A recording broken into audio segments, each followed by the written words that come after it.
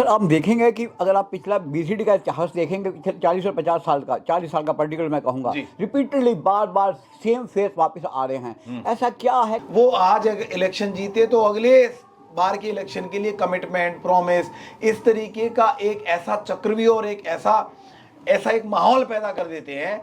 अगर हमारे लीडर ये समझे कि उनका वोट खरीदा जा सकता है गिफ्ट के बहाने, पैसे के बहाने और पार्टीज के बहाने और शराब के बहाने, तो मैं समझता हूं आज अधिवक्ता जागा हुआ है।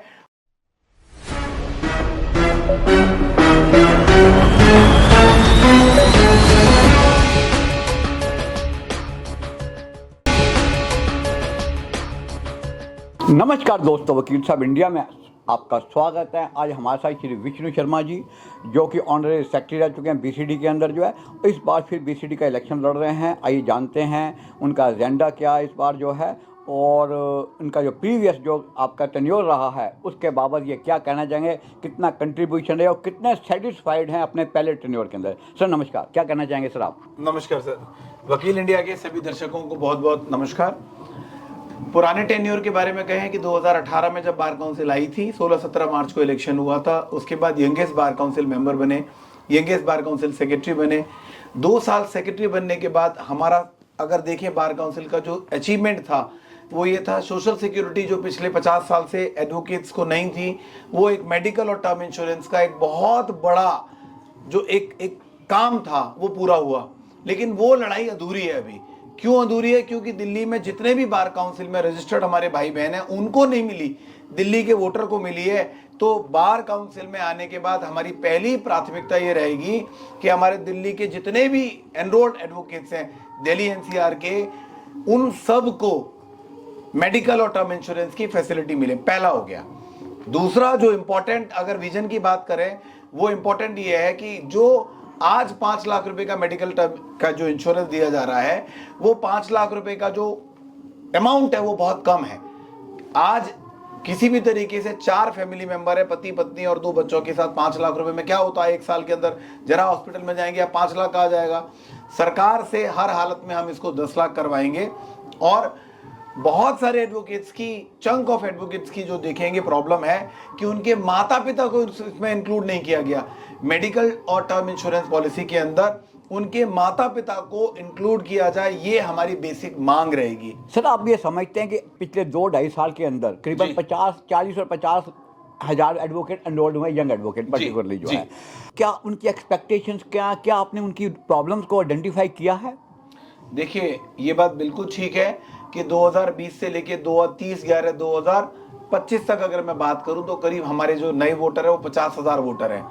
50,000 जितने भी हमारे नए वोटर है उनके लिए जो मेन प्रॉब्लम आती है कि द मोमेंट एनरोलमेंट हो, उनको कहीं ना कहीं सीट का अरेंजमेंट होना चाहिए, कहीं ना कहीं चैम्बर का अरेंजमेंट होना चाहिए। और ये हमारी दिल्ली सरकार से, हमारी केंद्र सरकार से और हाई कोर्ट से ये प्रार्थना हमेशा रहती है।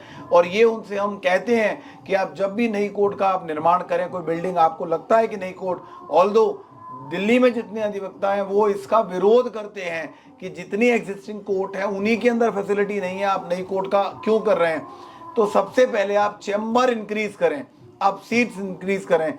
जितने भी एडवोकेट आ रहे हैं उनको विदिन 3 इयर्स के अंदर उनको चैम्बर मिलना चाहिए। ये हमारी पहली प्राथमिकता रहेगी। अब वो कैसे रहेगा? ये सरकार की ड्यूटी है कि लैंड अलॉट करे बार काउंसिल को, और बार काउंसिल उसके अंदर किसी भी तरीके से सरकार के साथ मिलकर वहां पे चैम्बर का निर्माण करवाएं। सर ये बात आपकी ठीक है कि ये होना चाहिए ऐसा, लेकिन आपने इस बाबत किस प्रकार के एफर्ट्स किए हैं इसको मटेरियलाइज करने के लिए? देखिए, जब हम सेक्रेटरी थे बार काउंसिल में 2018 से 2020 के बीच में, आप देखिए इतने सारे इश्यूज थे जिन इश्यूज पे काम किया गया। एक इशू था मेडिकल और टर्म इंश्योरेंस पॉलिसीज का, एक इशू थे कि जो एडवोकेट्स को जब डेथ के बाद बेनिफिट्स होते, वो उस समय बेनिफिट्स बहुत कम थे, उसको इंक्रीज किया गया। ऐसे बहुत सारी चीजें जो बार काउंसिल में की गई हैं। अभी जो प्रमुख मुद्दा है वो मुद्दा है एडवोकेट प्रोटेक्शन एक्ट पर। दिल्ली का, सेंट्रल का और स्टेट का एडवोकेट प्रोटेक्शन एक्ट पे पूरा मसौदा तैयार करके दिया गया। केंद्र सरकार ने हमसे हमारे ओपिनियन थे वो मांगे, उनको दिए गए।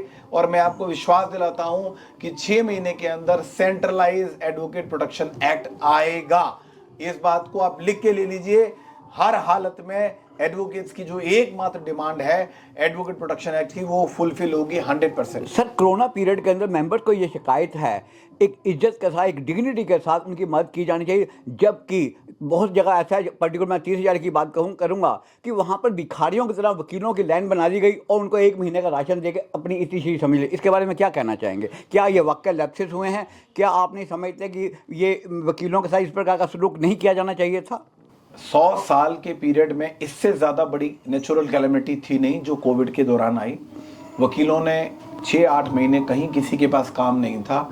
बार काउंसिल में सेक्रेटरी होने के नाते जो हमारी ड्यूटी थी, आप ये समझिए, आपके चैनल के माध्यम से जाना चाहिए कि उस समय 25 करोड़ रुपए से ज़्यादा दिया गया।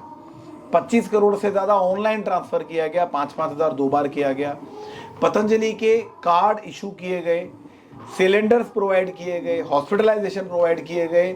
और जैसा अभी आपने कहा कि लाइन लगा के, रीज़न क्या है कि जो जहां बेसिक नेसेसिटीज़ की ज़रूरत थी वहां पे बार काउंसिल उस पीरियड में एडवोकेट्स के साथ खड़ी रही, और ये मैं समझता हूं एक बहुत बड़ा काम हुआ। हिंदुस्तान में ऐसी कोई बार काउंसिल नहीं है जिसने कोविड के दौरान अपने अधिवक्ता साथियों की, उनके परिवार में जितने लोग हैं, उनकी मदद की।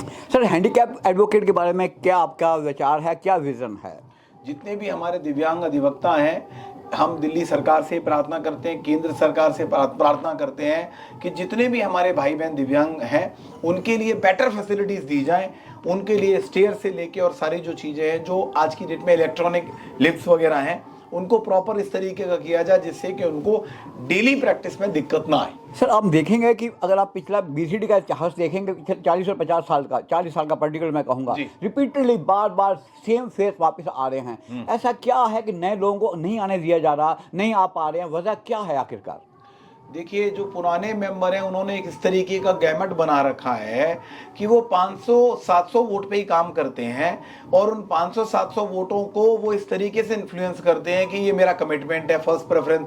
वो आज इलेक्शन जीते तो अगले बार के इलेक्शन के लिए कमिटमेंट, प्रॉमिस, इस तरीके का एक ऐसा चक्रव्यूह और एक ऐसा एक माहौल पैदा कर देते हैं कि व्यक्ति समझता है कि मैंने तो कमिटमेंट कर रखी है, मैं फर्स्ट प्रेफरेंस वोट इनको दूं। वो ना उनका चाल देखता है, ना उनका चरित्र देखता है, ना उनका पुराना काम देखता है, ना उनका किसी तरीके का प्रॉमिस किए हुए देखता है। वो से समझता है कि मैंने फर्स्ट कमिटमेंट करी है। और नए बच्चों को वो कैसे इन्फ्लुएंस करते हैं? हमारी जो नई पौध आ रही है उनको वो क्या करते हैं, हमने IFC में पार्टी दे दी, जिमखाना में पार्टी दे दी, फरीदाबाद में पार्टी दे दी, दिल्ली के अलग अलग क्लब्स में पार्टी दे दी।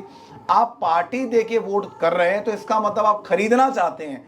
क्या दिल्ली का हमारा जो बाई डिजाइन करके इस लीगल फील्ड में आया है, हमारे जितने हमारे नवयुवक साथी हैं, हमारे भाई बहन हैं, अगर हमारे लीडर ये समझे कि उनका वोट खरीदा जा सकता है गिफ्ट के बहाने, पैसे के बहाने और पार्टीज के बहाने और शराब के बहाने, तो मैं समझता हूं आज अधिवक्ता जागा हुआ है, किसी भी कीमत पे उन अधिवक्ताओं को वोट नहीं देगा जो इस तरीके से उनका मिसयूज करने के लिए वोट खरीदने के बारे में सोचते हैं।